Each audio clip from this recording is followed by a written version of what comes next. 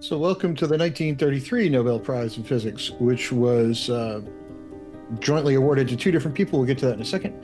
But if you think about the journey we've gone on throughout these prizes, which started in 1901, we've really kind of rewritten a lot of physics from sort of what's called old physics versus new physics.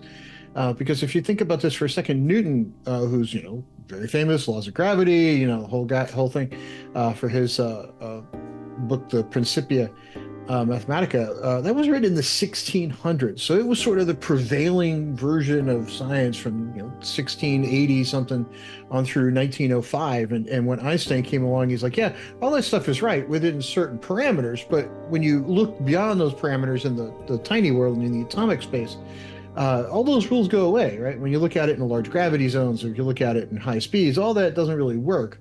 But it does work within the zone that Newton had available to him. So a couple of hundred years to kind of rewrite history. And then 1905 hits, and then bam, bam, bam, bam, all these huge things are kind of coming along. Really starting in 1901 with some of those earlier, X-rays, and then Madame Curie and others.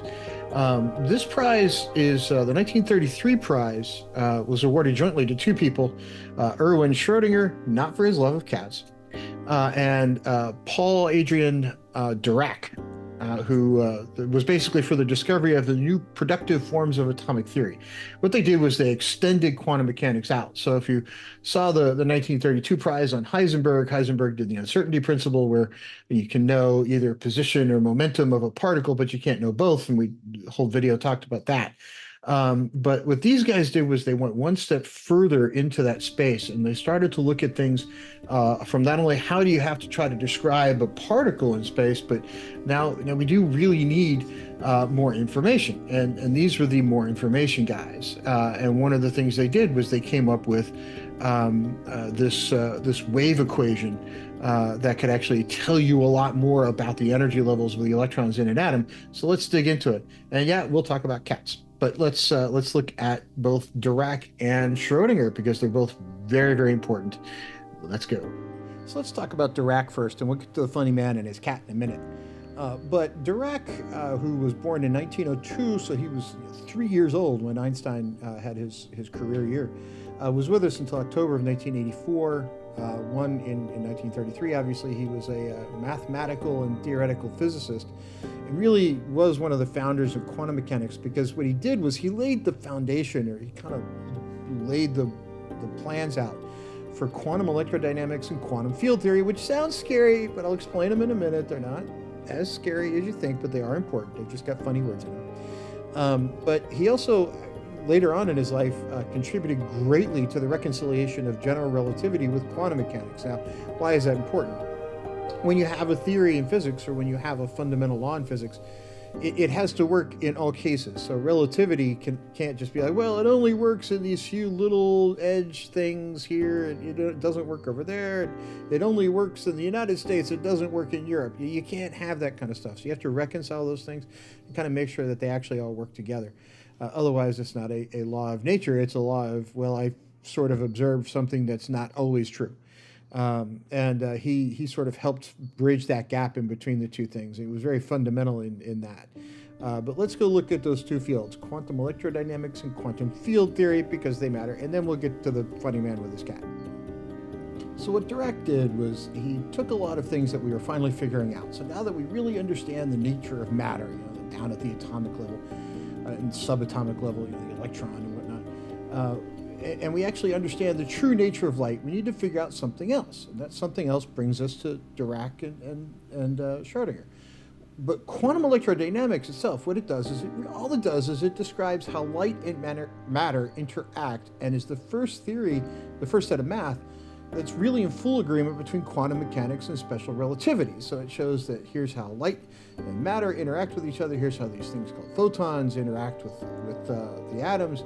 And now we can really kind of put together that special relativity and quantum mechanics stuff and see that they can exist in the same world. So essentially what it does is the work mathematically describes all phenomena involving electrically charged particles and how they interact by means of exchange of those photons, those individual packets of light that we discussed, and it represents the quantum counterpart of classical electromagnetism. So all that work that describes how electricity and magnetism really works, well, now we've got the quantum version of that. And that brings you to quantum electrodynamics. So now you can see, using this math, how light and matter interact, and all of it makes sense. And physicists around the world go, okay, we weren't crazy. All this stuff actually does fit in the same universe together. He also gave us this thing called quantum field theory, which again sounds incredibly complicated. It makes you want to run the other direction, screaming, looking for someplace to hide. But all it really does is it combines classical field theory with special relativity and quantum mechanics in one place. So it takes, those, how do you calculate an electric field or a magnetic field and deal with it in the case of relativistic stuff and deal with it at the atomic level. It kind of combines all that stuff. And yeah, the math can get a little crazy, but at its heart and soul, all it's really doing is explaining the sort of field stuff in the quantum realm. So it's used in particle physics to construct models of subatomic particles, like protons and electrons and neutrons. And it's used in condensed matter physics to construct models of what are called quasi-particles. And it's really, the current standard model of particle physics is based on quantum field theory. So if you're really going to change the way we look at particle physics, you have to go back and kind of look at what quantum field theory tells you. And so far, that standard model of particle physics seems to hold up pretty darn well, so I don't think people are going to go changing it. But Dirac was involved in kicking off both of those areas, and that's why he was awarded the prize, and people in graduate school study his work, and some of them look at the math and want to cry. But the math itself, once you learn it, is really not that bad, so I don't recommend crying when you see it. So now we have to go on to Schrodinger and his cat. Dirac gave us quantum electrodynamics and quantum field theory. So now we have to get to Mr. Schrodinger. What he did was he came up with this thing called the Schrodinger equation. What that does is it provides a way to calculate the wave function of a system. So you've got this thing traveling through space in a wave form. How does that change dynamically in time? And that's what the Schrodinger equation does. It explains that. It explains how it's going to change due to external influences. It's a fantastic way to figure out what's going to happen to your wave as it travels through space due to other influences that might come along.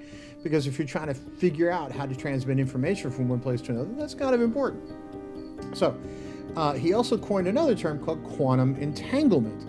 And that gets really kind of interesting. So let's look at that for a second. Quantum entanglement is weird stuff.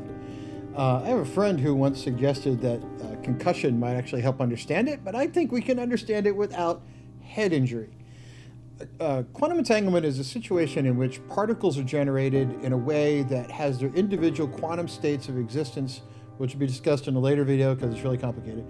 But those quantum states are indefinite until measured. But when you measure one, it determines the state for all of them, no matter what distance. So in theory, one could be on the Earth, one could be on Mars, and they would hold the same quantum state, so they'd have the same position.